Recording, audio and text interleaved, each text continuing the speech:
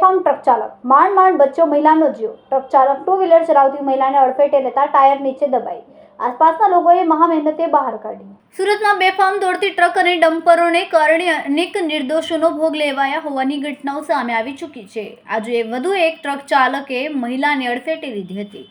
સુરતના પર્વત પાટિયા વિસ્તારમાં એક ટ્રક ચાલકે મોપેડ સવારને મહિલાને અડફેટે લીધી હતી। જોકે સદનસીબે યુવતીનો જીવ બચી ગયો હતો। ટ્રક ચાલક અકસ્માત સર્જીને ફરાર થઈ જતો વિડીયો પણ સામે આવ્યો છે।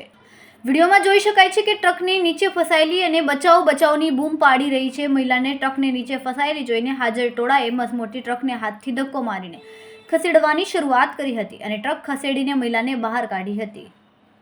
સદનસીબે ઘટનામાં મહિલાને સામાન્ય ઈજાઓ થઈ છે। મહિલાને સારવાર અર્થે હોસ્પિટલ ખસેડવામાં આવી છે। જોકે દ્રશ્યમાં જોઈ શકાય છે કે અકસ્માત કેટલો ગંભીર છે। ટ્રક મોપેડ પર આવી જતા મોપેડ ચકનાચૂર થઈ ગયો હતો। સમગ્ર મામલે ટ્રક ચાલકને પકડવાના ચક્રો ગતિમાન પોલીસે કરી રહ્યા છે।